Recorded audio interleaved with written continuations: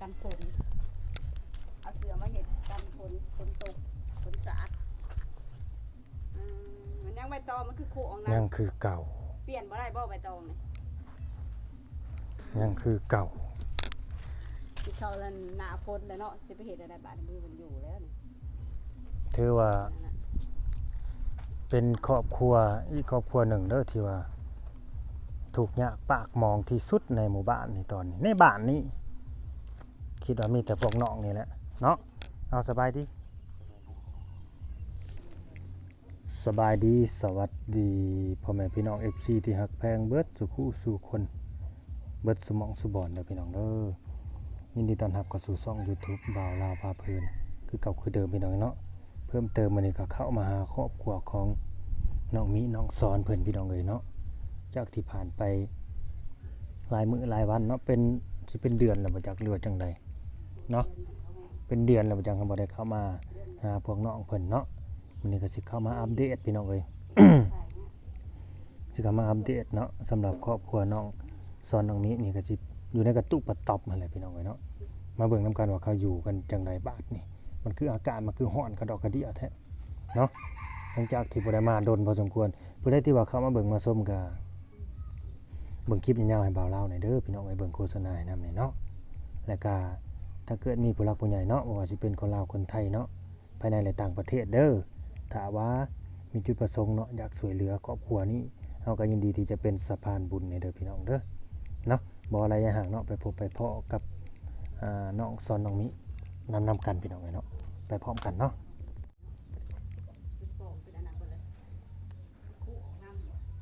หมูก็ตัวใหญ่เลย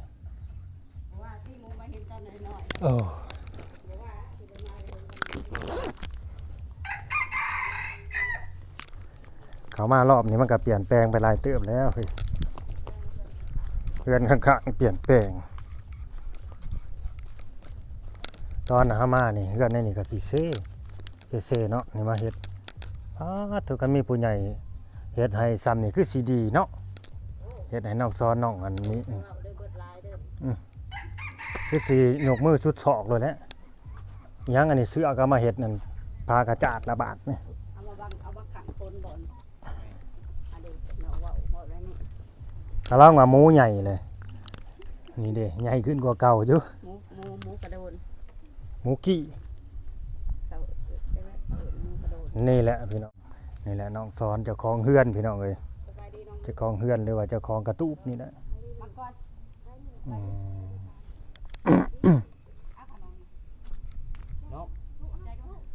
เอาอันล้างนี่เพิ่นยกขึ้นถึงแล้วปะมือวานมาซื้อนี่โอ้เป็นเฮ็ดดองดิมีงานดองบ่นี่ยังอีก6วันเลยคนตก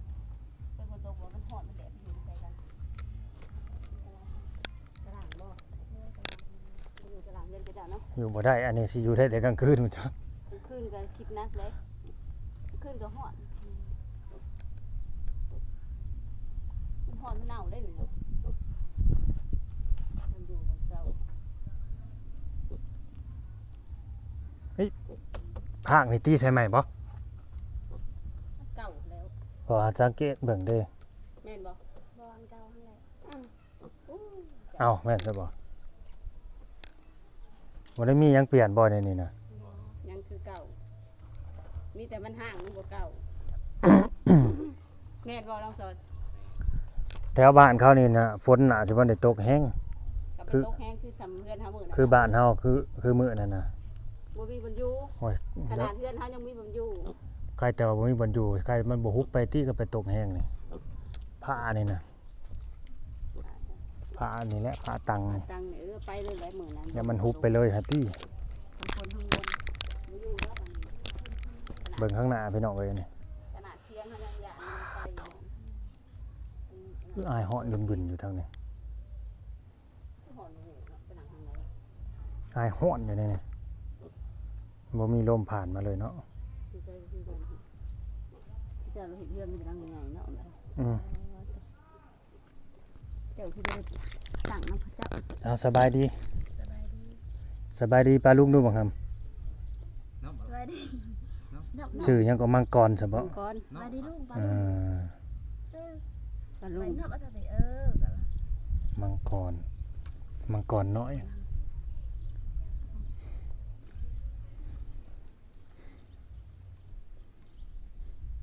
คือได้เขียนสร้อยทองใหญ่แท้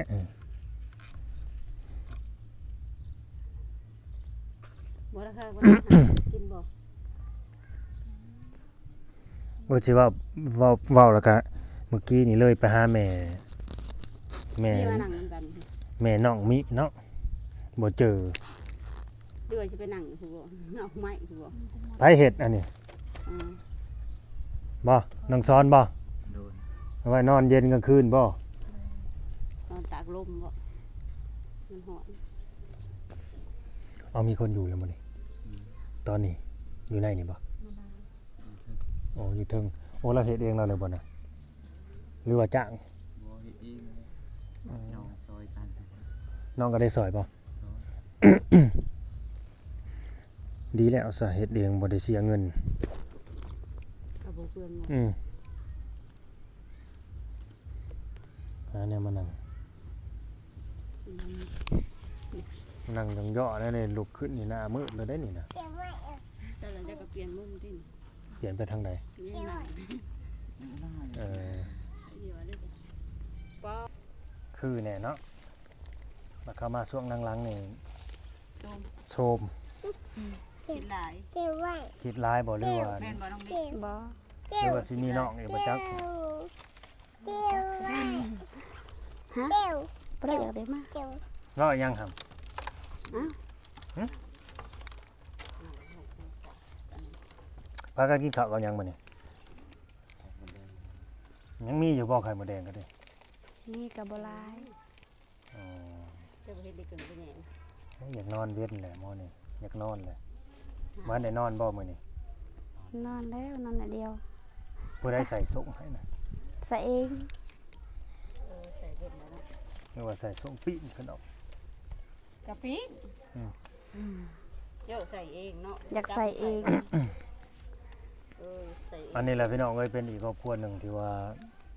ทุกอย่าง ทุกข์ยากปากหมองมันยังเห็นหน้าละบากเพิ่นเด้ทุกข์ยากปากหมอง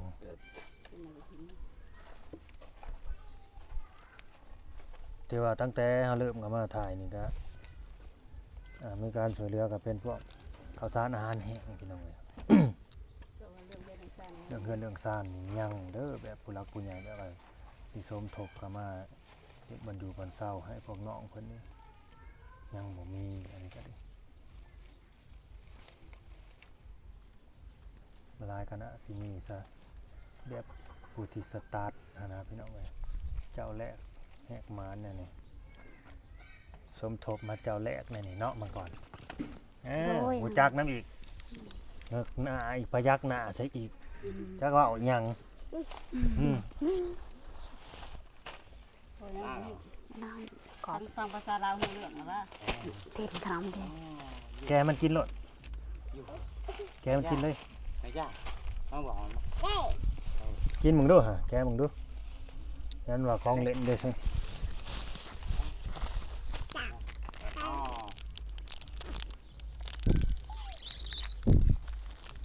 เพิ่งเลยได้บ่ได้เข้ามานี่เนาะ เลย เพราะว่าสิมาอยู่บัดได้ยินแต่เสียงตู้บึ้มๆบั่มๆอยู่เข้ามาฮอดแต่เฮือนเขาน้องเติ้นแต่ละเทื่อกันนี่ ถ่ายบ่ได้ คอยลงมาเท่านี้มันเปิดเพลงกันบึ้มบั่มบึ้มบั่ม หน้ามาก็บ่มีประโยชน์อย่างเดียวถ่ายบ่ได้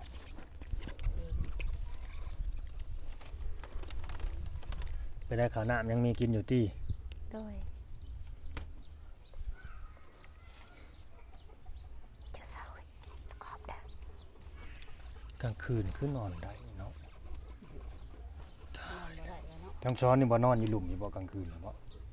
กล้านอนอยู่บ่อยู่พี่ บ่ดึกขึ้นมา บ่แล้วนอนนั่นเบิดคืนนี่โซแจ้งนี่กล้านอนอยู่บ่บ่กล้าคือกันอีกบ่กล้าอะไรพี่น้องเอ้ย ย่าน เออ ย่านหยังย่านคนหรือย่านนั่นแนวตาบ่เห็น ยามตาบ่เห็น คนบ่ปานใดดอกเนาะญาติในตาบ่เห็นว่าซั่น ยังหน้าตาบ่เห็นนี่เนาะกล้วยตานีบ่ คือหูให้ตาย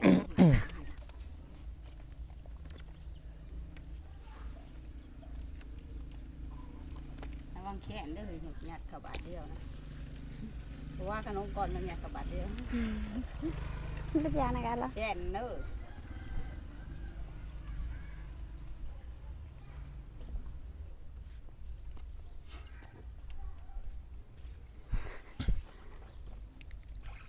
ใส่ มันยังซูซีขึ้นได้เสยเนาะ มันยังไต่อยู่นั่น ไก่เจ้าของบ่จักอันนี้นะมันก็ลูกใหญ่ไวแท้ แม่นใช่ปะ mẹ มันคือใหญ่ไวไก่เจ้าคือใหญ่เสีย ไก่แจ้นี่ ใหญ่ไวเนาะ หาเงินหาค่ำในใดเดียวนี่น้องซอน หมดเองนะครับ ยังไปหาหมูแดงคือเก่านะ โล โลในได้นะ โลเซนสาม โลละ130,000บัดอยู่บ้านทำพระเขาคือซื้อถ้วยละ20,000 Chen ถ้วยละ20,000นี่คันโลหนึงมันก็โลละ150,000หรืออหยังประมาณนี้นะ ตัวนี้ก็ถือกุ้ยเซนสาม ไปนี่ยังไปนำกันคือเก่าบ่ใหญ่แท้หมูแดงนะ Rồi เขาบ่มีแนวเฮ็ดแนวทำพี่น้องเอ้ยบ่มีช่องทางหาเงินอยู่บ้านเฮานี่คือแบบนี้แหละนี่ส่วนมากนี่ก็สิไปหามาอยู่มากินหลายกว่าก็มันหลายๆจังได้ขับได้ขาย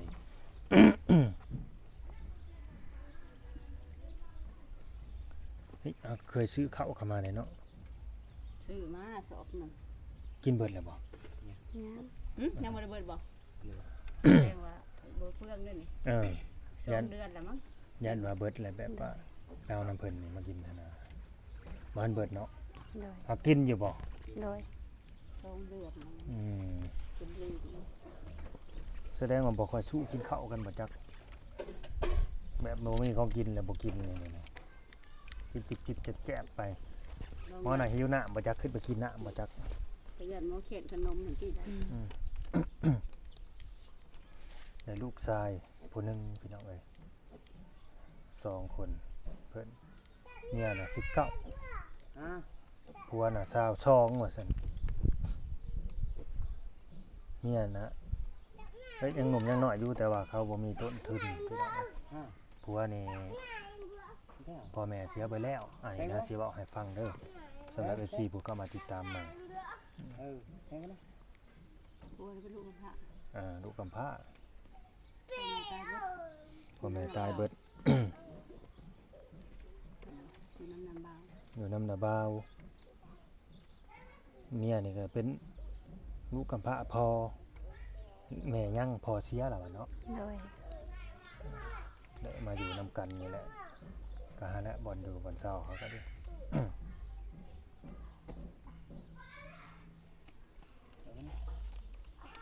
บางคนเพิ่นก็ว่ายังหนุ่มยังน้อยอยู่ยังแน่นยังหันอยู่กับแม่นอยู่พี่น้องเอ้ยเพิ่นฮัก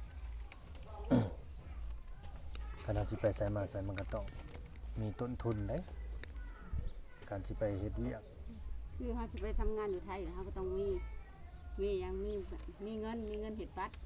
อันดับแรก มีเงิน พา เฮ็ ส ด ป บั อ ตร ร์ต มีเงินไปกินน้ำหาแลเฮ้ย พาสปอร์ตแล้วก็ค่ารถค่าทางแล้วก็เขาก็ต้องเตรียมเงินไว้อีกค่าอยู่ค่ากินเพื่อเขาสิทำงานสิ้นเดือนเด้ ก็หาเงินได้เพื่อหาเงินได้หางานได้ในบางทีก็บางทีคันว่ามีงานแล้วนะมันก็สบายอย่างหนึง เอาน้องขึ้นเลยป่ะ มีงานเกิดเขาซื้อกินเองเขาก็สิมีเงินในบัตรสิ เผื่อเงินออก เดือนสิออก เบิกก่อนบางทีเขาก็จะให้เบิกได้เบิกได้หน่อยแบบว่าเขาเป็นคนงานใหม่เด้บางคนก็ให้เบิกได้งานยังไม่ทำแบบว่ามาเบิกตังค์นั่นเอง หมู่เพิ่นบอกเลยเนาะ ลงมาใช่ไหม Này này cái này nó này ฝากผู้หลักผู้ใหญ่เด้อสอยพิจารณาในเคสนี้ก็ดีถือว่านักสุดเลยในหมู่บ้านนี้ตอนนี้ เพื่อนมา ครับคิดว่านะ เด้อ ในบ้านน่ะนี่ เป็นครอบครัวนี่แหละที่ว่าเขายังอยู่ในกระตุกกระตอบนี่ คนอื่นก็พ้นทุกข์พ้นยาก โอ้ เบิดแล้วที่ว่าเฮาเข้าไปช่วยเรือหั่นน่ะเป็นสะพานบุญให้ผู้รักผู้ใหญ่หั่นน่ะเขาก็พ้นทุกข์พ้นยากแล้วตั้งตนตั้งโตตั้งหลักได้แล้ว มีเพื่อนมีซ่าน ยืนได้ด้วยตนเองแล้วว่าอันนี้ก็มีแต่ช่วยเหลือเจ้าของ คือน้องเติ้ลนี่ก็มีเบิดแล้วเนาะ มีเบิดแล้วอันนั้นก็มีแต่ช่วยเหลือเจ้าของ ของน้องของหน้า ต่อไปก็ดี อ่ะ เป็นบุญของนาง อันนี้ก็ปีใหม่แล้วก็สิบ่มีบุญแน่บ่เฮ้ย ปีใหม่เก่าแล้ว ปีใหม่มาแล้วสิบ่มีบุญแน่บ่ nhận chưa là ผู้รักผู้ใหญ่สิบ่เห็นแน่บ่ Cắm dạo. สิบ่เมตตาแน่บ่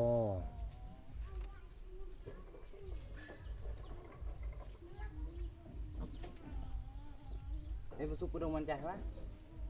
Sụp cái đồng ăn chạy.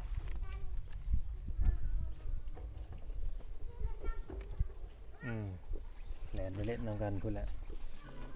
เล่นอยู่นี่บ่ไหว้เด้อเฮ้ยไงกุ๊บๆมานี่ อุ่นๆมาห้องอยู่นี่บ่หมายังอยู่เนาะหมานี่อัน โด เดียวย แม่นแหละ หมากับหมู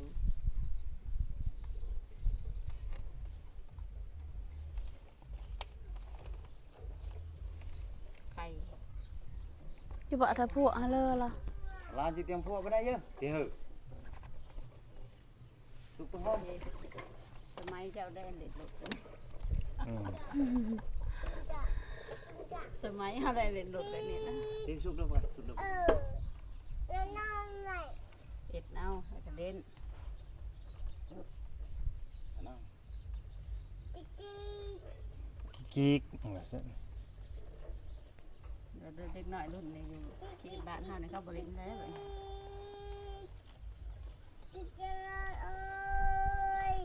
นั่งบ่ได้อยู่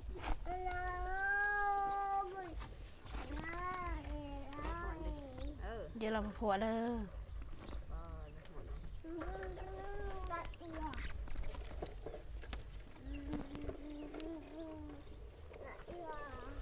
จักมื้อละเฮ็ดเฮือนซอยละบาท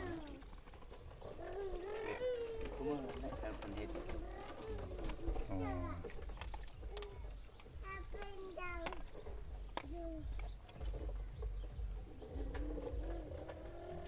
มื้อนี้ก็เฮ็ดบ่ Bò. มื้อนี้บ่ได้เฮ็ดซอยซื่อๆบ่หรือเพิ่นให้เงิน Rồi xí này này. ยันว่าให้เงินให้คำแล้วบัดมีลูกสาวบ่ มี ไปทำการทำงานน่ะบ่ โดย ก็เลยมีเงินเนาะแล้วก็มีผู้หานะพี่น้องก็เลยมีเงินเนี่ยคือสองผัวเมียเนี่ยหัวมีผู้หาได้แล้วเราได้นั่งเบิ่งหน้ากันกันบ่ไปนำกันได้แล้วโลด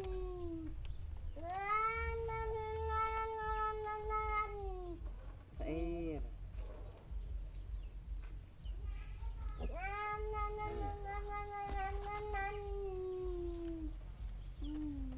มันบ่ขึ้นไปขี้สิบ่ไก่น่ะคือว่าเลาะอยู่ 3-4 โตพุ่นถึง ผัวใส่เลย บ่นอนไล่ลงมาแล้ว นอนก็คือเจอเสียด้วยได้คนนอนโอ้แห้งปูโอ้ย น้อยหนึงมานำนั่นน่ะ บ่เป็นน้อยมันต้องเอาไม้กาดมันขึ้นเฮือนนี่เลยเอาลงไม่ใช่สิบ่ขึ้น มันฮ้อนเนาะมันเลยขึ้นไปหาสด Sẽ. Xí đi. อยาก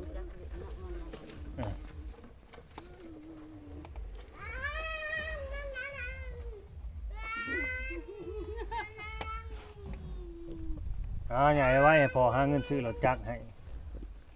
มันครับรถจักรแงน จัก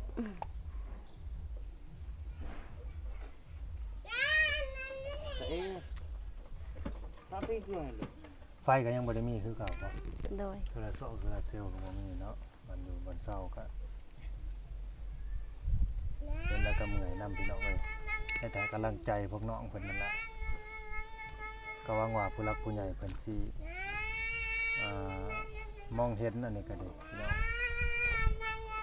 ฝากผู้หลักผู้ใหญ่ใจดีใจบุญเด้อพิจารณาในเขตนี้ก็ดีบ่มีไผอยากอยู่ในสภาพแบบนี้ดอกพี่น้องเอ้ยมันหาเขตจังไดแหละมันจำเป็นบ่มีทางเลือกเพราะเฮาบ่มีหั่นน่ะคันเฮาบ่มีแล้วมันก็สิมองหาทางใดมันก็สิตันไปเบิดบ่มีหยังเลยกันไปหาเงินแบบบ่มีต้นทุนนั่นน่ะไปทำการทำงานนี่ก็ต้องมีเงินทุนคือเฮาว่าแหละเฮ็ดหยังก็ได้ไอ้นาตะกะหัวสวนนี่ก็แม่งแล้วบ่ต้องเว้าถึงคืออยู่น้ำละบ่าวนี่ก็อาศัยแบบเห็นหน้าน้ำเพิ่นแล้วข้าวแล้วน้ำแล้วเพิ่นก็ให้กินน้ำก็สิซ้ำนั่นแหละประมาณนั้นนะคิดว่าอยากค้ำอยากขายอยากได้เป็นของเฮามันก็บ่ได้แหล้วมันอยู่น้ำเพิ่นแบบนี้นะ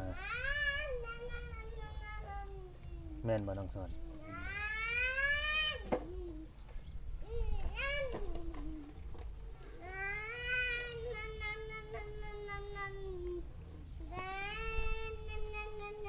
ม่วนเลย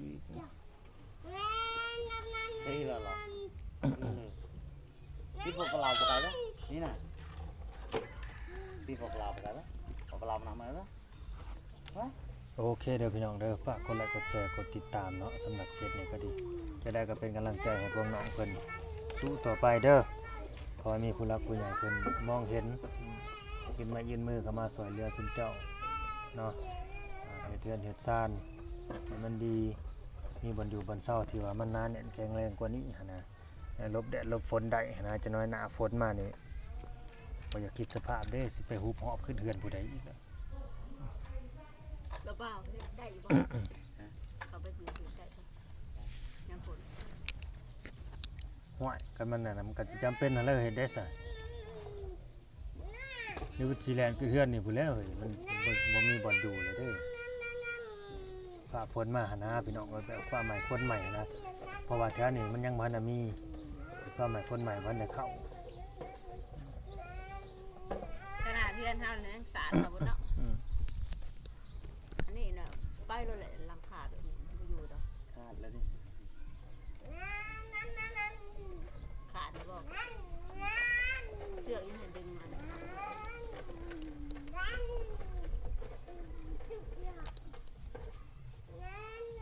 โอเคหัวมันอยู่กับเสาหัวมันอยู่เสือกยังดึงไว้อันนั้นอย่ามันปลิวนะบ่ ยาง โดย ยาง ยางหันเนียงว่ะบ่หลดบ่โอเคโอเค